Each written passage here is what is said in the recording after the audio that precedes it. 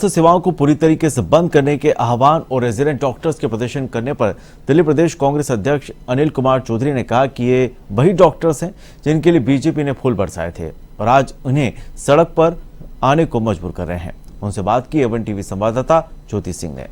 दिल्ली कांग्रेस प्रदेश अध्यक्ष हमारे साथ अनिल कुमार चौधरी जुड़े हुए हैं। फ्रंटलाइन वॉरियर्स की अगर हम बात करें तो डॉक्टर्स जो है वो सड़क पर उतरे हुए हैं। अगर डॉक्टर सड़क पर होंगे तो अस्पताल के अंदर मरीजों का ध्यान कौन रखेगा?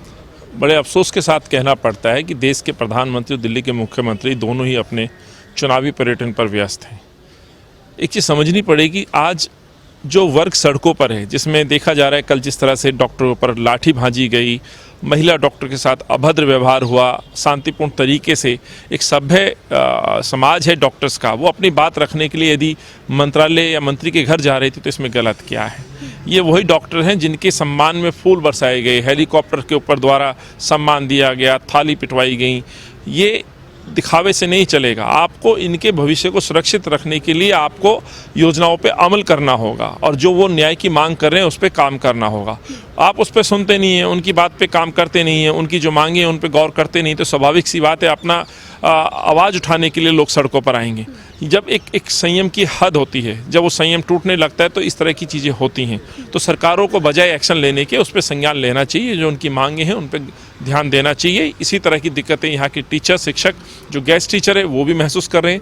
जहाँ कहीं कोई नहीं जाता है वहाँ गेस्ट टीचर्स की ड्यूटी लगा दी जाती है। गेस्ट टीचर्स को हर वो काम करने के लिए कहा जाता है जो शायद संक्रमण काल में कोई करने के लिए तैयार नहीं होता। तो डॉक्टर और टीचर्स आज दोनों ही वर्ग सड़कों पर है, धरने पे बैठे हैं, सड़क पे बैठे हैं, लेकिन सरकारें सुन नहीं रही। ये उचित नहीं है। संक्रमण तेजी से बढ़ रहा है, बहुत तेजी से, एक हफ्ते के अंदर केसेस डबल हो रहे हैं। तो सरकार केवल बैठ करके चाय पे मंथन ना करें, काम करें और उन कोरोना वॉरियर्स को सम्मान दे जो वाकई इस बीमारी के खिलाफ पिछले 2 सालों से लगभग जंग लड़ रहे हैं। एक आखिरी सवाल आपसे लेना चाहूँगी। गेस्ट टीचर्स के सपोर्ट में आप भी उतरे थे, लेकिन अब गेस्ट टीचर्स की अगर हम बात करें तो दिल्ली सरकार ने गेस्ट टीचर की सैलरी बढ़ाने की बात कर रही है। इसे कैसे आप देख रहे हैं? क्योंकि वो परमानेंट की मांग कर रहे थे लेकिन सैलरी बढ़ाने की बात कर रही है। देखिए, जो मुझे लगता है अरविंद के कथन अनुसार जो वायदा था उस वायदे पे ये शिक्षक लोग अपनी मांग रख रहे हैं। ये वो गेस्ट टीचर हैं जो 2013 में अरविंद के लिए घर घर गए थे और इस विश्वास पे गए थे कि अरविंद 2013 में जीतेगा तो इनको परमानेंट करेगा। अरविंद ने ये कह के इनका समर्थन नहीं लिया था या जनता के अंदर ये कह के वोट नहीं मांगी थी कि हम इनकी सैलरी बढ़ाएंगे। स्वाभाविक सी बात है, जब महंगाई बढ़ती है तो सैलरी बीच बीच में कोई भी सरकार रहे वो बढ़ाती है। बड़ा वायदा था आम आदमी पार्टी के मैनिफेस्टो में, अरविंद के अपने कथन में, शिक्षा मंत्री के अपने कथन में, एक बार नहीं 3 बार 2013, 15 और 20 के मैनिफेस्टो में 7 साल हो गए हैं कि हम गेस्ट टीचर जो लगभग 22,000 हैं उनको परमानेंट करेंगे। अब केवल उन लोगों को एक झूठा आश्वासन देना कि हम सैलरी बढ़ा देंगे, सैलरी तो स्वाभाविक सी बात है जब परमानेंट हो जाएंगे, स्थायी हो जाएंगे तो सैलरी बढ़ जाएगी, तमाम उनके अधिकार जो भत्ते हैं वो उनको मिलने लगेंगे।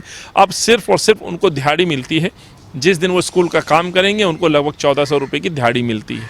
ये कहाँ तक न्याय उचित है? इसका जवाब मांगने शिक्षक जो हैं, कॉन्ट्रैक्ट टीचर्स सड़कों पर हैं। तो सरकार ये दिहाड़ी ना दे, दिहाड़ी बढ़ाने की बात ना करे, उनको स्थायी करने की बात करे और यही मैसेज आपने दिया था, यही मांग वो कर रहे हैं और उसी बात का समर्थन कांग्रेस पार्टी कर रही है। बहुत बहुत धन्यवाद हमसे बातचीत करने के लिए। तो मेरे साथ यहाँ पे जुड़े हुए थे दिल्ली प्रदेश कांग्रेस के प्रदेश अध्यक्ष अनिल कुमार चौधरी, वीडियो जर्नलिस्ट भारत कुमार चौहान के साथ Jyoti Singh, Avon TV news Delhi.